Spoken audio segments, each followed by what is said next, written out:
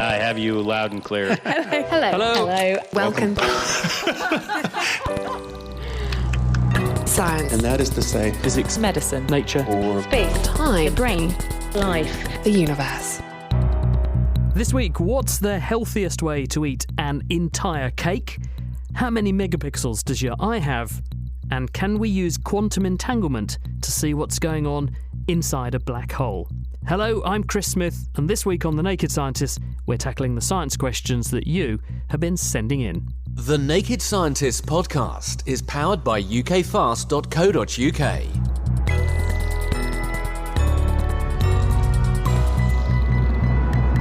Well, first off, let's meet the bright and very brainy people that we've assembled to answer your questions for you this week. Giles Yeo is from the MRC Metabolic Diseases Unit. Hello, Giles. What do you get up to there? Hi, good evening, Chris. Now, I'm a geneticist that studies obesity, and I also study the brain control of food intake. So why I feel hungry, when I feel hungry, and how much I want to eat when I do. That's correct. Or why some people don't feel as full as others. And that might be why Georgia Mills fed us a very small mince pie before the programme. Microscopic. It was microscopic, wasn't it? Andrew Ponson is a physicist. He's at University College London. You're effectively a cosmologist, Andrew. What does one of those do? Well, cosmology is all about studying space and time on the largest possible scale. So I like to think that, of course, contains everything, because it's the universe, so we just study everything there is. So if you have any questions on life, the universe and everything, Andrew is definitely your man. Now, Kirsten Gottfried is a recent Naked Scientist. She produced the programme you heard a couple of weeks ago, but she's actually wearing quite a different hat today. Which is what, Kirsten? Well, I'm back to the lab, back to the Department of Physics at the University of Cambridge, working on doing research on DNA origami, the art and the science of folding DNA. Why would you want to use DNA for that? DNA is very, very stable. DNA is a material that nature has been optimizing for billions and billions of years, and it just comes handy as a building block as well. Thank you, Kirsten.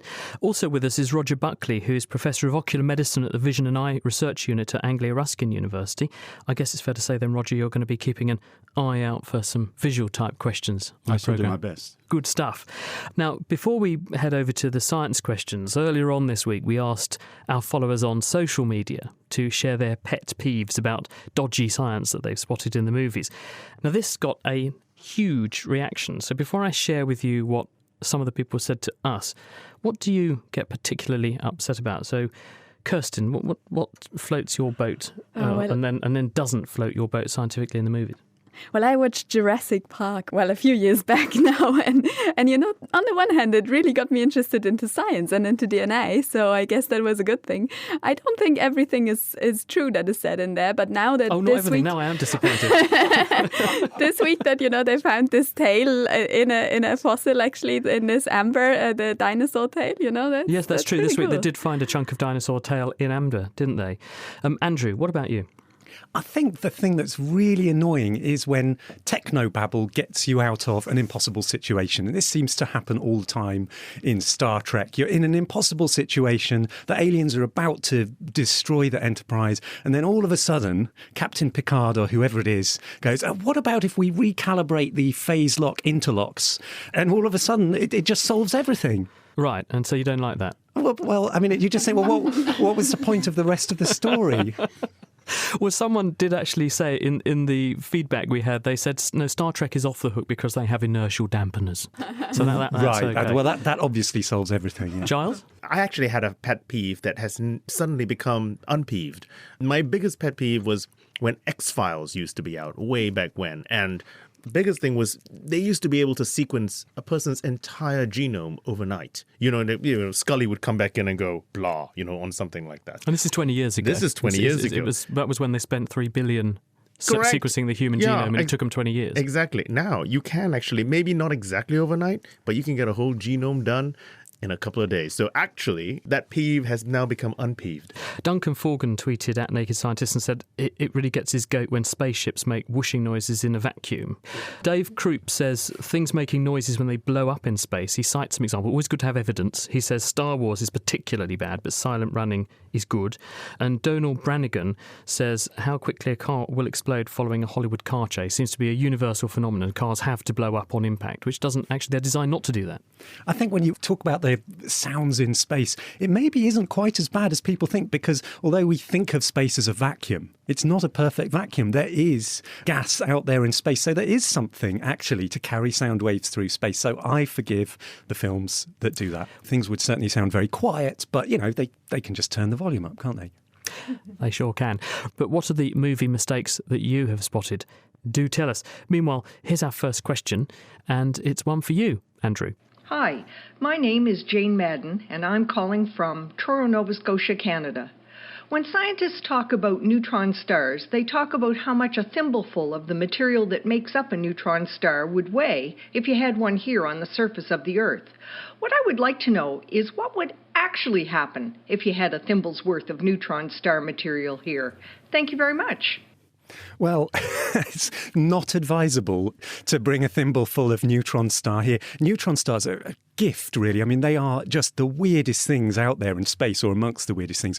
Something like 2 times the mass of our own sun, and yet it's concentrated into a tiny, tiny region, about 20 kilometres across. And for comparison, the size of the sun itself is more like 1 million kilometres across.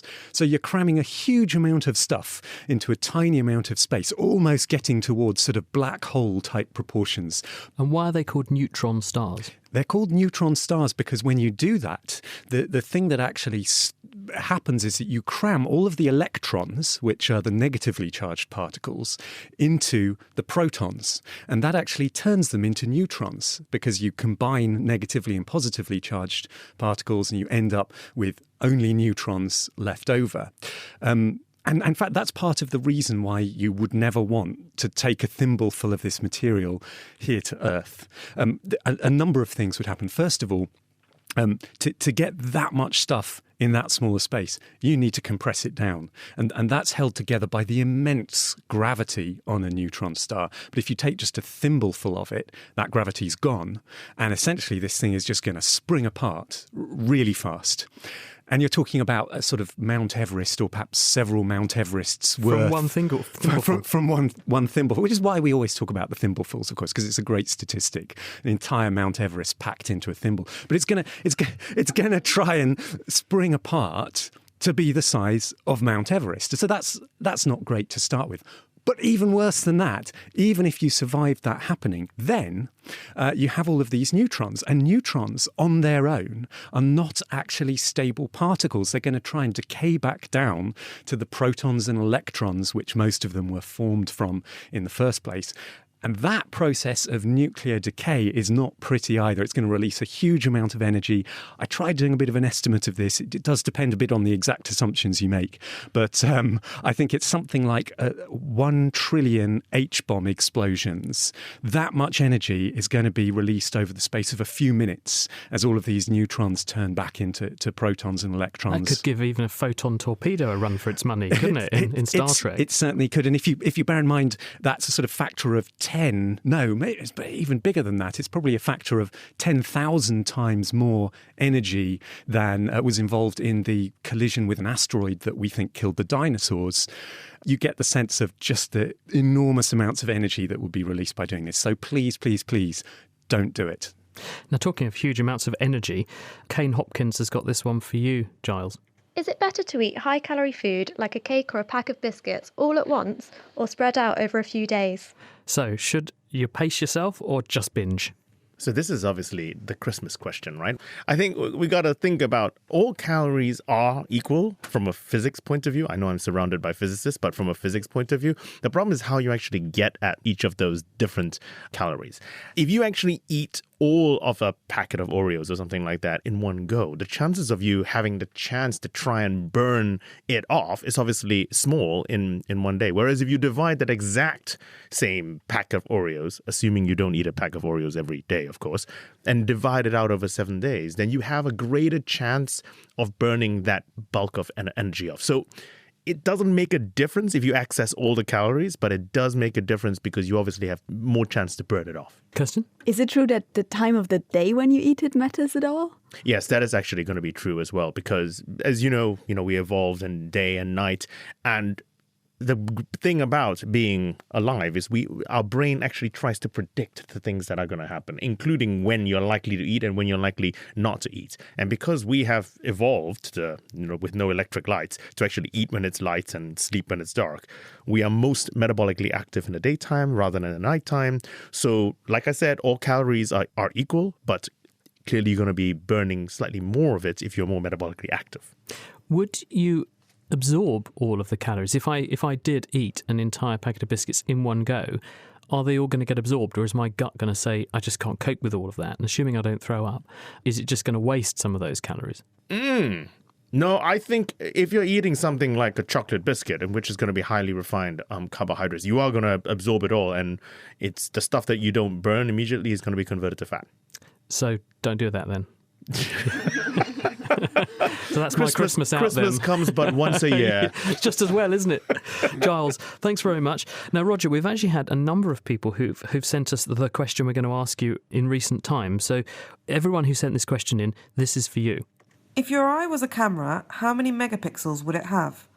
What is the actual resolution of an eye, or both eyes together? Well, the first thing to say here is that the human eye and the camera see things very differently.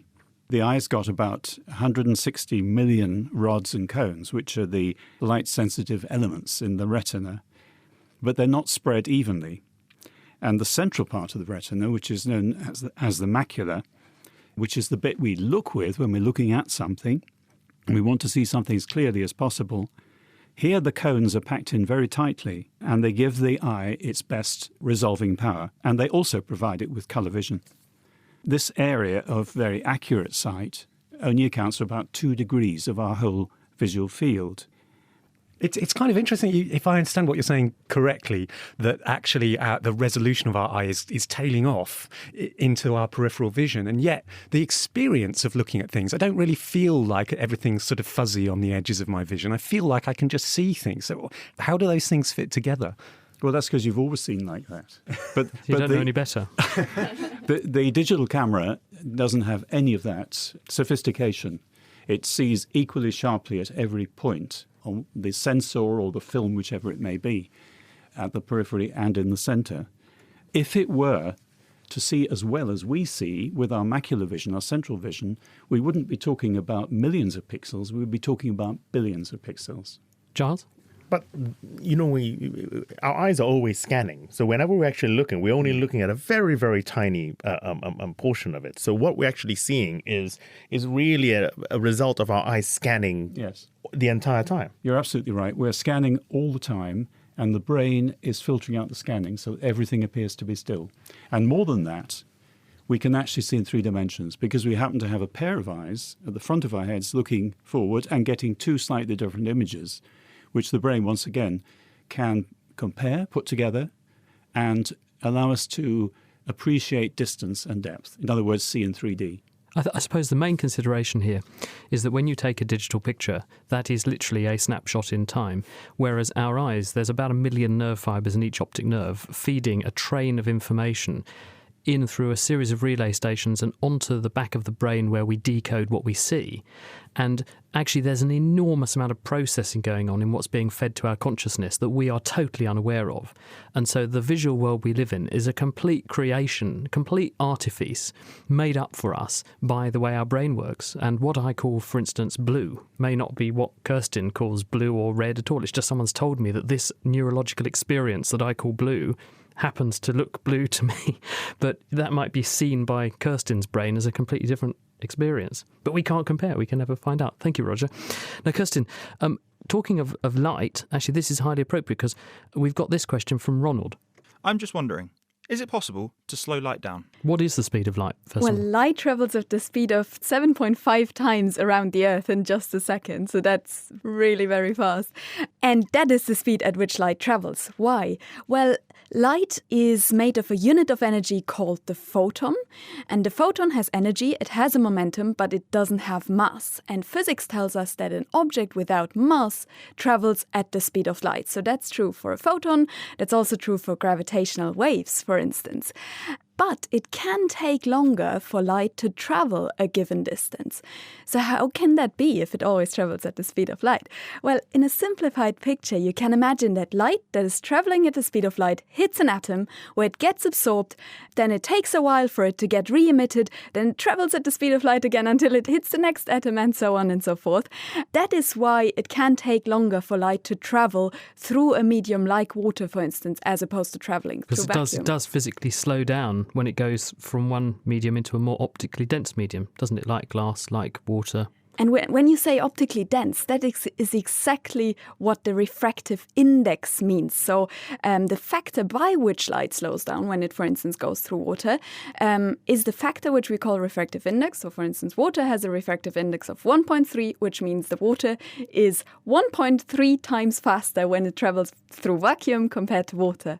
So the bottom line is that you can slow light down, and it does all the time speed up and slow down when it goes from one medium into another medium, and that's why it bends and refracts, and that's why when you look over your toaster at the wall behind your toaster when you're making your toast in the morning, the wall looks wavy and wiggly because the light is bouncing off the wall and speeding up, slowing down and bending. Even though it is still traveling at the speed of light. And if you want to measure that, there's actually a simple experiment that you can do with your Christmas chocolate if you've got some left over. It is you put it into the microwave, and because microwaves are also traveling at the speed of light, and you know the frequency at which your microwave operates, you can look at the 2 points where your chocolate melts and measure the distance between them.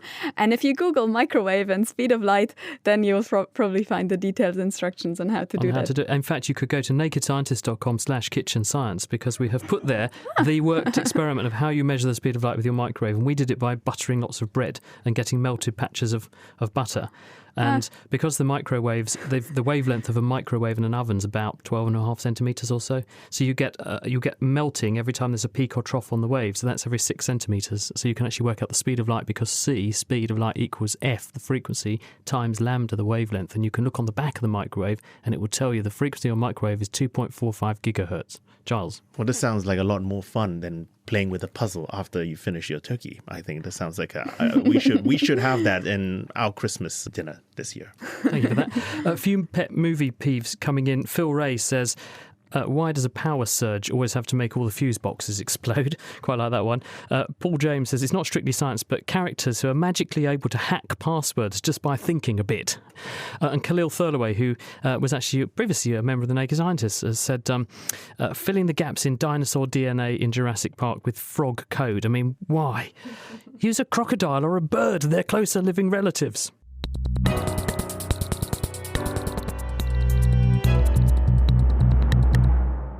You're listening to The Naked Scientists, and we're answering your science questions this week. With me are Roger Buckley. He is an expert on how the eye works. Andrew Ponson is a cosmologist, theoretical physicist. Kirsten Gopfrich is a DNA expert. She does DNA origami. She makes molecules out of other molecules and does interesting things with them.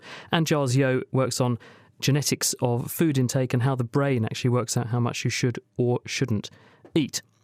Now, Andrew, question for you, and this is a stellar one. Hi, my name is Alan. I'm calling from Canada. My question is, if black holes are evaporating due to Hawking radiation, will they eventually become small enough that they are no longer a black hole and become a star again? Thank you. Please tell us, Andrew, first of all, what is Hawking radiation? Well, Hawking radiation is really one of these breakthroughs. It happened in the mid-1970s, named after Stephen Hawking, of course, and it was a breakthrough in our understanding of the universe because, according to Einstein's famous theory of general relativity, which is our best understanding of the way that gravity works, it's possible to cram so much stuff into such a tiny space that nothing can get out at all from that region of space. It's just trapped in there by the sheer strength of gravity. And that's what we call a black hole. What Hawking radiation is all about is showing that actually when you combine that theory of general relativity with the other sort of major theory of the 20th century, which is quantum mechanics, which is all about the way that very tiny bits of matter behave in the universe, you get a really remarkable result, which is that actually, very, very slowly, things can trickle back out of a black hole. And we call that trickle of stuff coming back out of a black hole Hawking radiation. And so with this question saying, can a black hole start shining? In a sense, what Hawking radiation is saying, it already is shining. It's just shining so very, very faintly that we can't really see it. But one of the interesting predictions of Hawking radiation is the rate at which stuff sort of drifts back out of a black hole. In other words, the rate at which it's shining increases as a black hole gets less massive. So you can imagine what happens is if you leave a black hole for long enough, very slowly there's this trickle of stuff coming out. So slowly it's losing its mass. It's just seeping away into the universe. It gets smaller and smaller. And as the black hole gets smaller and smaller, of course, the brightness, the rate at which all of this stuff is coming out, is going up. And so actually it gets brighter and brighter as time goes on. Now, for this to really happen, you need to leave the black hole well alone. If you just chuck a bit of extra stuff in the black hole, of course, you'll easily cancel this out. So you need to take a black hole, isolate it for many, many times the age of the universe. In fact, something like 10 to the 53 times the age of the universe. It's not going to happen anytime soon there. It's not happening anytime soon. But then eventually you will see it. You will literally see it light up. And in the last 0.1 seconds of its life, it will actually pretty much explode because this process of stuff leaking out and generating energy becomes so efficient, it explodes with something like a million H-bombs. We're measuring everything in H-bombs today, aren't we? This would be something like a million H-bombs in the last... Only a million. So the neutron star thimble can knock this into next week then? That's absolutely right. In astronomical terms, this is a tiny, tiny amount of energy, but still, it's a million H-bombs in the last 10th of a second of the life of a black hole. Thank you, Andrew. Ed Wilson on Twitter, @NakedScientist, has tweeted he's actually thinking about the practicalities, going back to the neutron star, of getting the thimbleful of said neutron star material to Earth, and says, well, that's going to take a huge amount of energy in and of itself. So that's another tricky aspect to that. Yeah, and you would also need to make a very, very well reinforced thimble. You go and scoop this thing up, and then somehow you have to actually keep it together until you get it to Earth in order to destroy the Earth. It would be the worst Bond movie ever. I was wondering, can you actually measure this? Do we have any chance of observing the black holes radiating? It would be extremely hard to observe an actual black hole radiating for the reason that real black holes in the universe, and they do exist, but the real ones tend to be surrounded by gas and dust and stars and things that will be putting out radiation much, much, much faster than this tiny trickle. But people are trying to create in laboratory sort of analogues to black holes where they make very small systems which behave in a very similar way to black holes. And in that context, people have actually seen this behaviour. Thank you, Andrew. Giles, talking of black holes and where food goes and where energy disappears off to, Dirk wants to know, what foods are actually good for you? I think all foods are good for you at the right amount. It's the most unfashiul answer in the whole world. That right amount might be zero. That right amount. In the case of some junk food, I think. Very little of it is actually going to be zero. I think you can probably get a little bit of benefit. It's not very good for you, is it? Hey, but that's not a food. Honest. That is true. That's and true. Nor neutron stars that's either. true. So Clearly, you probably want to eat one of those. Clearly. But stuff that's not going to kill you, everything is good for you at the right amount. So I think the question probably is, if we consider good food something you can eat as much of as possible without it killing you, if we go for that as good food, I think a lot of fruits are clearly going to be good for you. I mean, stuff in the Mediterranean diet, so foods that are actually eaten Isn't that classically. World Heritage UNESCO recognised as a phenomenon, the Mediterranean diet, isn't it, I think? Do you know what? A lot of the things I had heard was anecdotal previously until I sat at a meeting just a couple of weeks ago and I saw some really compelling data about the benefits of a Mediterranean diet. So this was a study which I saw in Spain. Now, this is the caveat. It was actually done in Spain, so people tend to have a scientists in Spain. No, but they tend to eat a Mediterranean diet anyway. Now, Mediterranean diet, just for people out there, our stuff is going to be high in whole grains, a lot of extra virgin olive oil, fish, lower in dairy products and lower in meat. Okay, so a kind of like a typically a Spanish type of meal. And if you actually compare that, so they took people who were at risk of dying of a heart attack and getting type 2 diabetes, so obese people between 50 and 75, put a few thousand of them on a Mediterranean diet and put a few thousand of them on an American Heart Foundation low-fat diet, just all the way across the board. And the people on the Mediterranean diet who were not restricting their food intake did better. The caveat is that it's in Spain. I don't know how applicable it can be in Texas or, for that matter, in Cambridgeshire, where fish is nearly impossible to get. But the Mediterranean diet seems to be good for you. So you would say rather than going for one foodstuff specifically and in particular and exclusively, actually the real good for you foodstuff is the mixed diet that the Mediterranean diet represents? Undoubtedly. I think it's stuff which just takes a little longer to digest, high in polyunsaturated fats. That's what you really, really need. So not single individual food groups. Charles, thank you very much. Going back to movie peeves, there's some quite interesting observations here.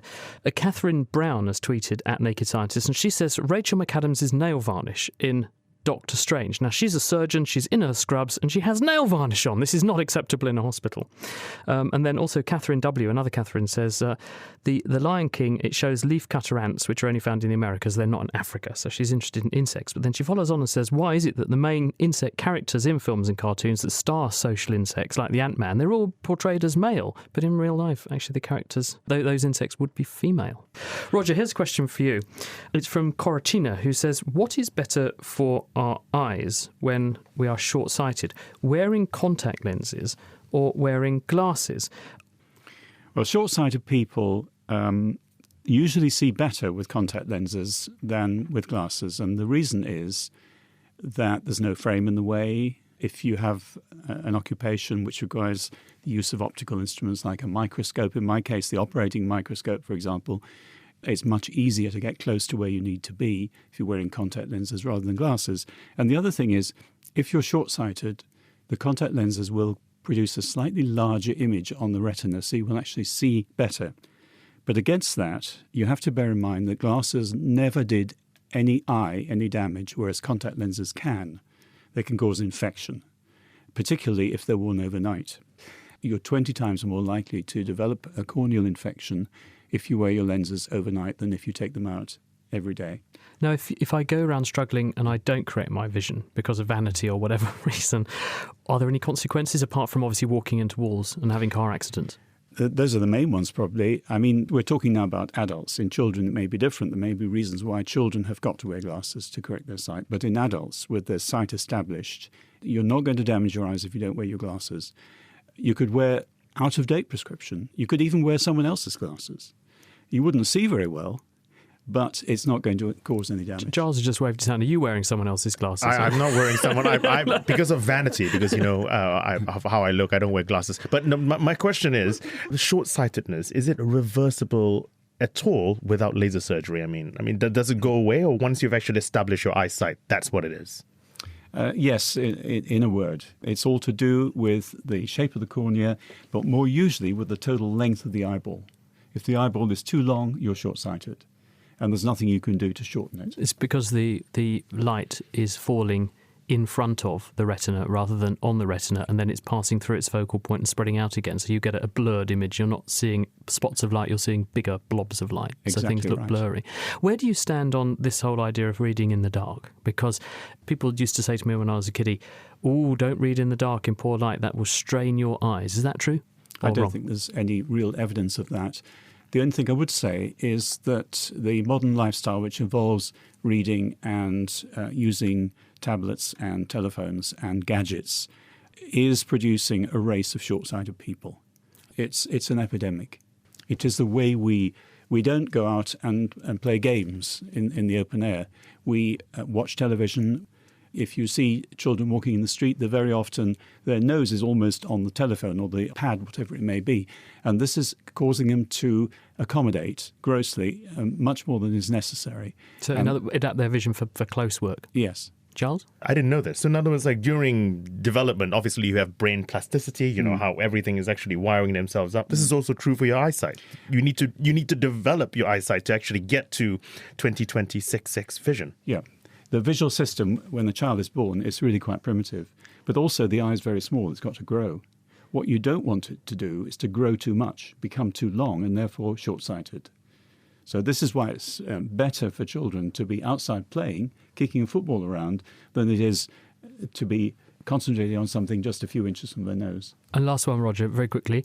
Laser surgery, where do you stand on that? Good thing, bad thing? I think if it's the cases are very carefully chosen by experts, it can be very useful, and it does have certain medical uses. For example, if one eye is very different from the other, they can be evened out.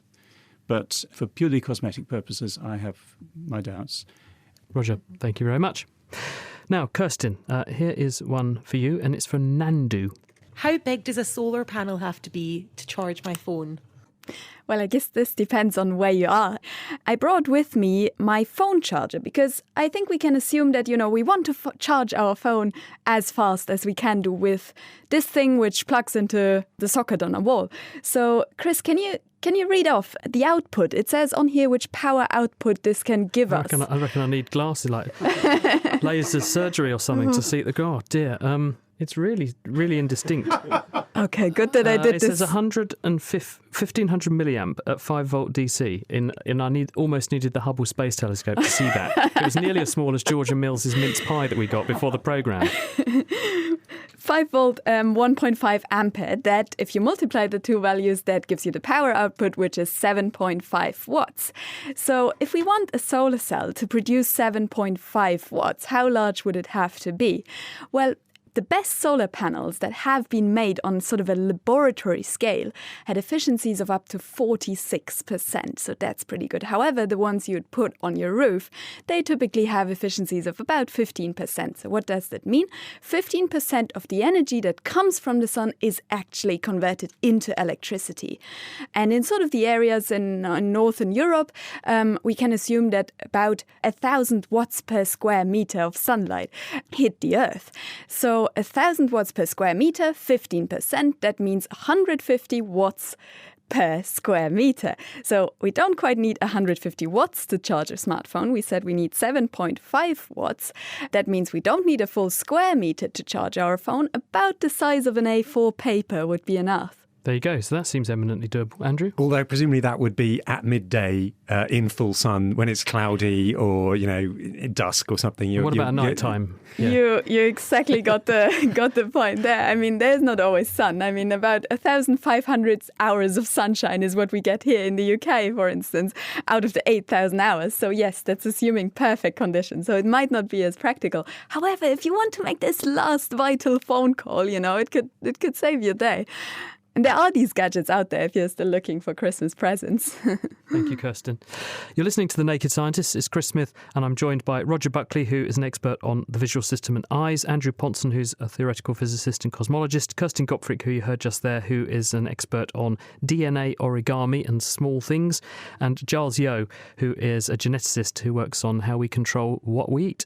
Andrew, question here from Paul Hicks, who says, if a black hole sucks in matter, where does that stuff go? Yeah, absolutely. Black holes do suck in matter. Anything that's unlucky enough to fall into the grips of a black hole is never seen again. We don't quite know the answer because black holes are still very mysterious things. If you take Einstein's theory of general relativity, which we were discussing a bit earlier on, best theory of gravity we have, if you take that totally at face value, what happens to that stuff after it falls in is it keeps falling down and down and down to a central point where it literally gets crushed into a single point, a mathematical point or a singularity. However, that doesn't really make sense. We don't really believe that you can crush a sort of something that was originally had some extent and was a sort of normal piece of matter down to literally a single point. And what we think really is going on is at some point, quantum mechanics, which is the theory of how very small things work, has to come into play. Now, as we were mentioning earlier on in this programme, we do have some ideas about how to combine quantum mechanics and general relativity, and it leads to predictions like Hawking radiation, that very slowly actually mass finds its way out of a black hole.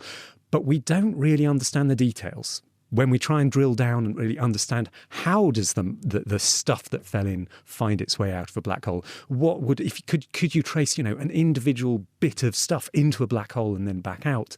It's much more murky. Charles? You say that it's unlikely that a singularity exists as one might imagine it. Then what actually happened? Maybe this is too big a question. Before the Big Bang, I mean, just before the Big Bang happened, wasn't everything sat in one spot somewhere? Well, again, the honest answer is we don't know. There's a lot of we don't knows in cosmology, although there are a lot of ideas. And I mean, one of the prevailing ideas at the moment is that the Big Bang as well, in the way that we think of it as everything sort of exploding out from a point, which again is a prediction that's coming from Einstein's general relativity, we now think that probably never really happened. Something very much like it happened. But it wasn't quite that picture of everything was at a point. We have ideas like inflation, which replace that idea with something very different. I think George Osborne had something to say about that, didn't he? Yeah. It's, as always, we always seem to be borrowing names from other things in real life, which doesn't help. But inflation is an idea about the very early universe, the first tiny fraction of a second of the universe's existence. And it replaces the idea of an actual singularity of things exploding out from a point with a process that we can actually understand and make calculations about, in much the same way that we now think a black hole doesn't really have an infinitely dense point at its centre. Thank you, Andrew. Right, we're talking about eating things. We've got this question for you, Giles, from Pierce.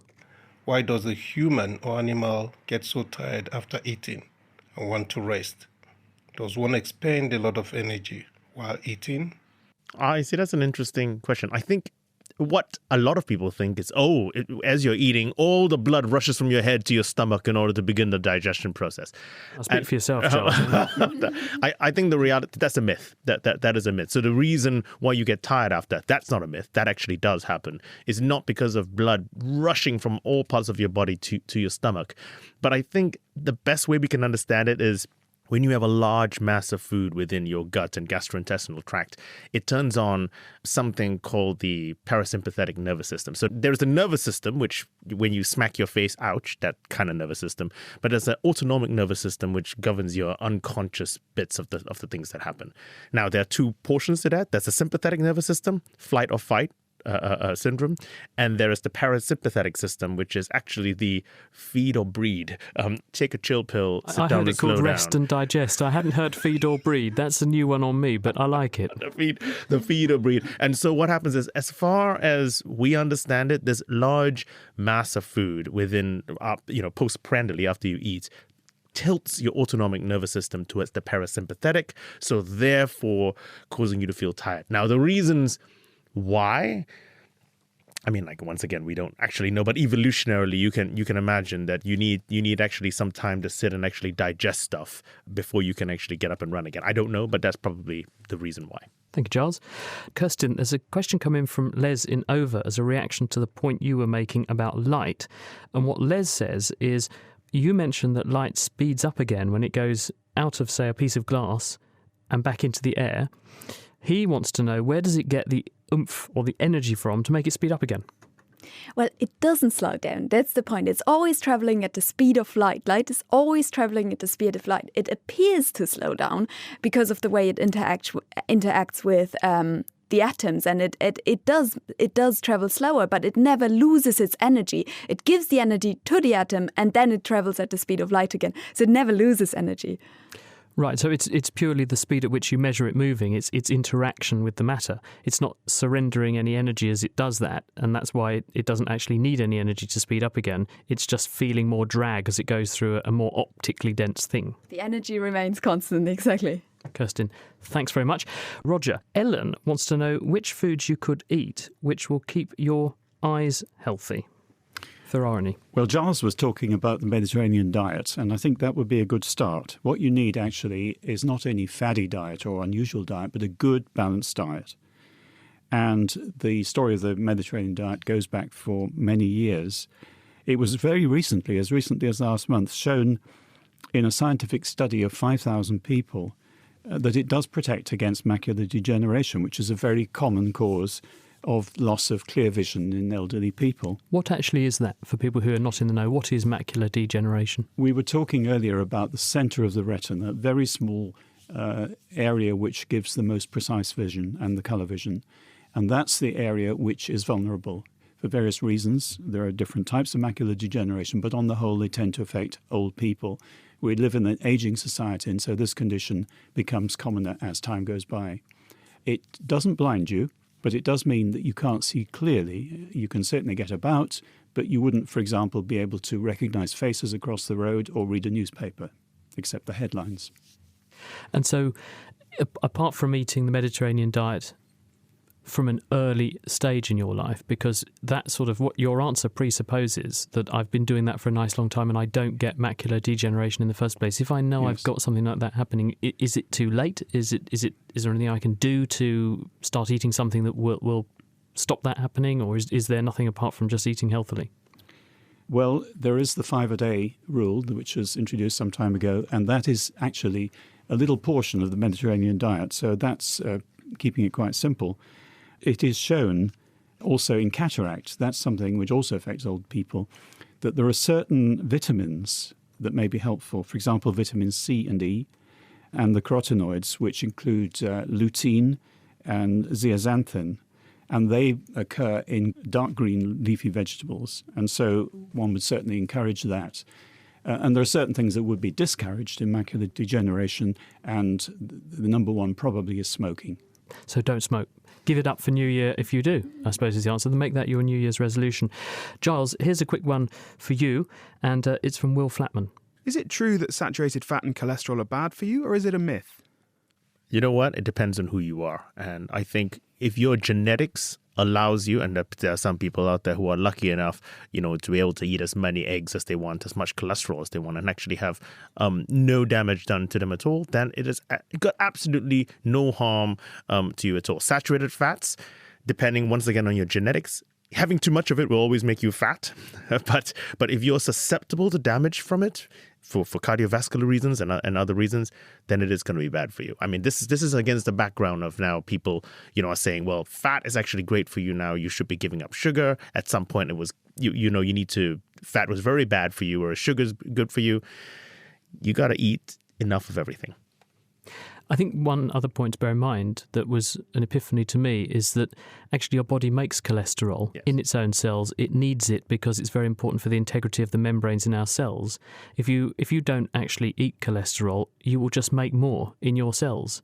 And therefore cutting out cholesterol isn't going to make any difference really to your health. It's the saturated fat that then affects how much cholesterol and other lipids are in your bloodstream, because you absorb the fat and then distribute it around your body in your bloodstream. Exactly. So it is going to be down to your biology and how you actually handle that. If you're able to sustain the kind of diet, then you're going to be fine. If not, then you're not going to be fine.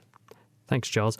A quick one for you, Andrew. It's from Donald, and he says, because we have no dark matter planets in our solar system, can we assume that dark matter doesn't stick to itself? You better explain partly what dark matter is. Well, very quickly, the answer is yes. Dark matter is this extra stuff that we seem to need to make sense of the universe. When we look at the way that galaxies, which are collections of hundreds of billions of stars, when we look at the way that they behave, and in particular the way that they're spinning around and things are moving within them, we can see quite clearly that they're spinning too fast to be consistent with their only being made out of the stars that we can actually see.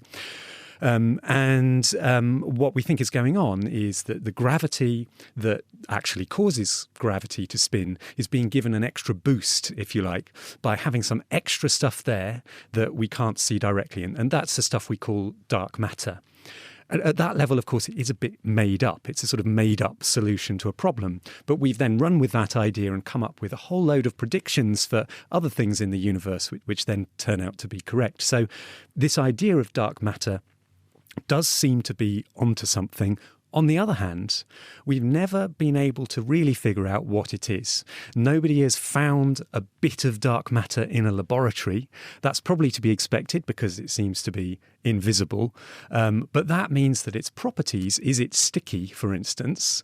It's stuff that we don't really know the answer to, and we need to start thinking about exactly those kind of questions. Kirsten? What do you think? Will we soon know? Are we going to find dark matter at CERN at any point?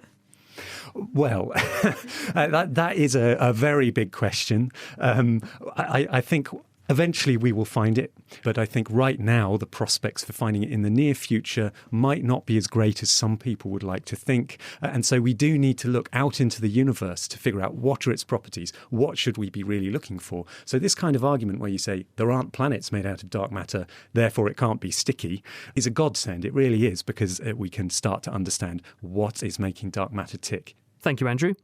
Kirsten, here is a question for you. Mike Greenfield, who listened to the programme you produced about alien DNA, in which you said that someone from NASA was claiming we've got meteorites here on Earth from Mars. He wants to know how they got here from Mars, and also, how do we know they came there from Mars?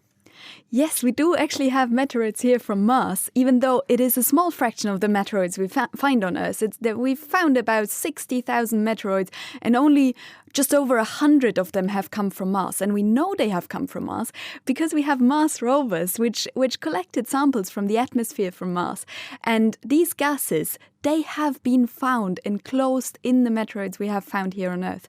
And they can escape the gravity of Mars by being hit by an asteroid that sort of knocks out a meteoroid from Mars. So something big slams into Mars, ejects material off the surface of Mars, which happens to have trapped in it tiny bubbles of Martian atmosphere, delivers the meteorite over time to the Earth, and because we've also got these rovers out there and we know what the Mars atmosphere is made of, we can compare the two and say, well, that must have come from Mars. Precisely. Pretty good. I hope that answers the question for you, Mike. Now, Roger, we've got this one for you from Brooke. What kind of damage can the mascara brush do to your eye? Well, a mascara brush can be harmful in two different ways. First, a slip with the brush when the mascara is being applied can cause a scratch on the surface of the eye, either the white of the eye or the cornea. And whereas that will normally heal very quickly within 24 hours, it could become infected, and then that would become an emergency and require urgent treatment.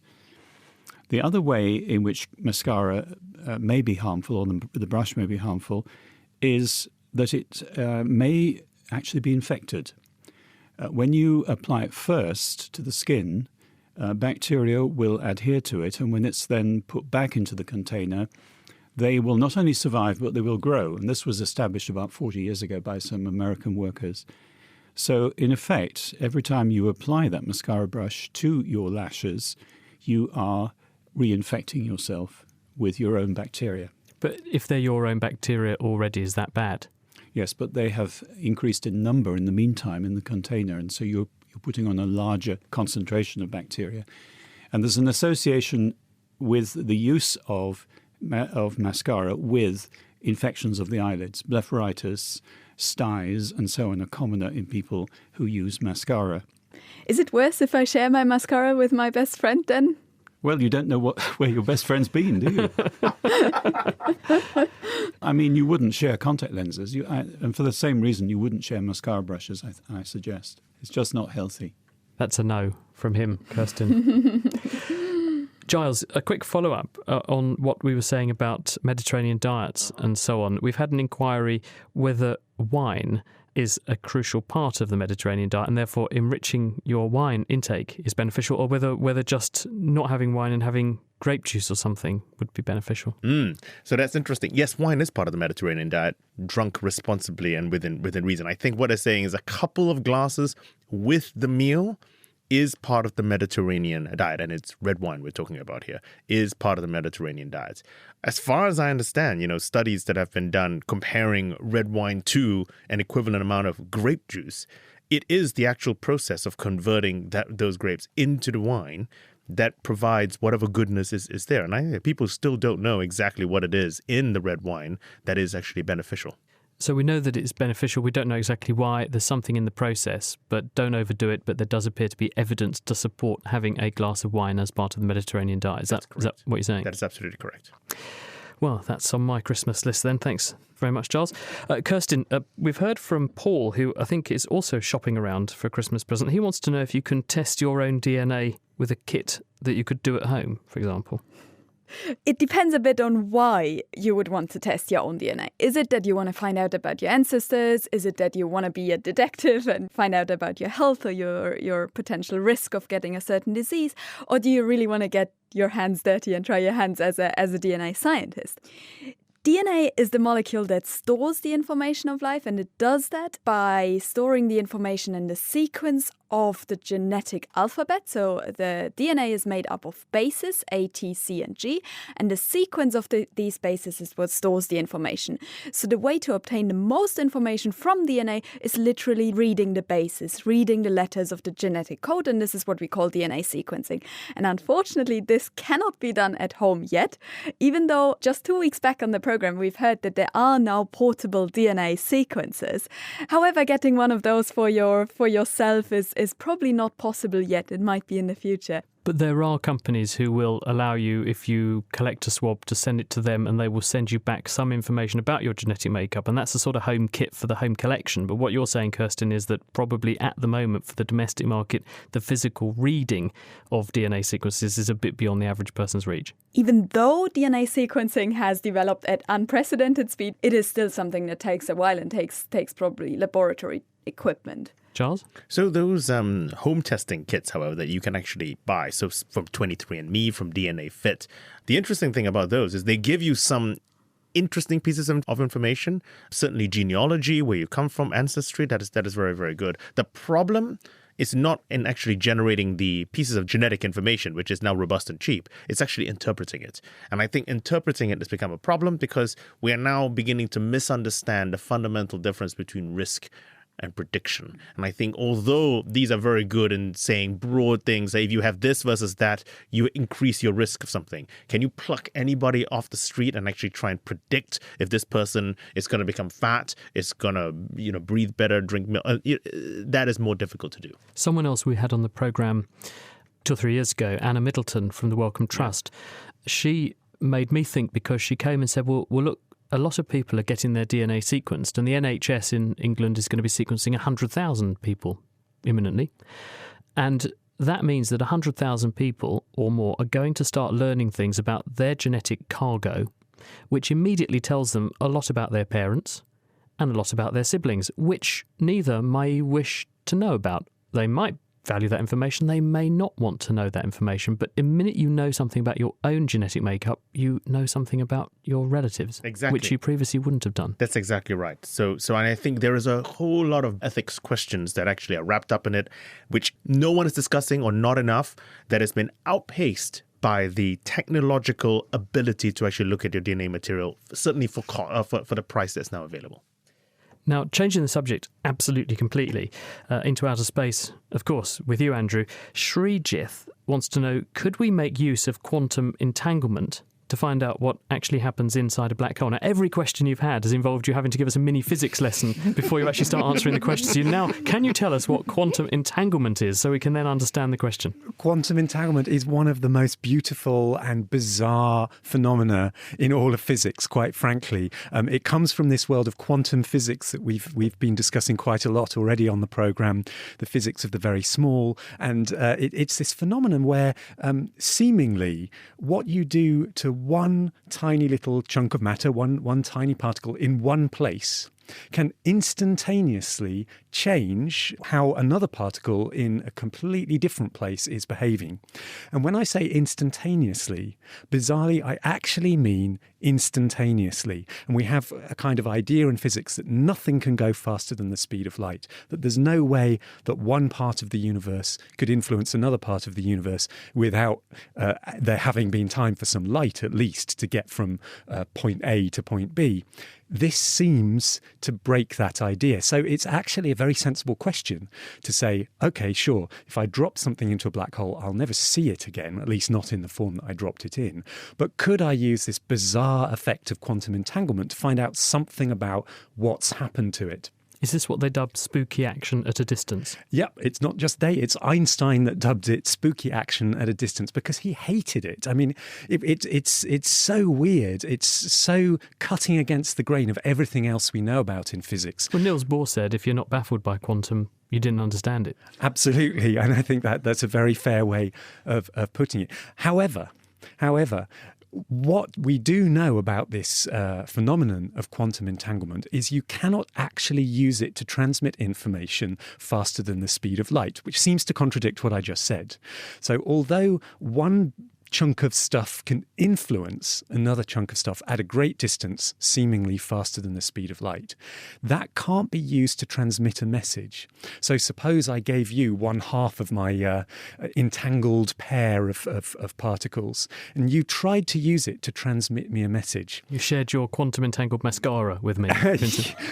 Absolutely. I would only share it with you, Chris. I'm touched. Suppose we did that. Suppose you tried to figure out, how can I send Andrew a message? Unfortunately, it turns out that there's actually a theorem, a mathematical theorem, showing you cannot use this effect to send me a message. If you can send me a beam of light at the same time, then you can kind of boost the amount of information that gets sent. But because the ways that one of the pair affects the other is extremely subtle, it can't straightforwardly be used to send a message as you would with, say, a beam of light. So if you can't put things in contact with a beam of light, you also can't put them in contact with quantum entanglement. So the answer is no.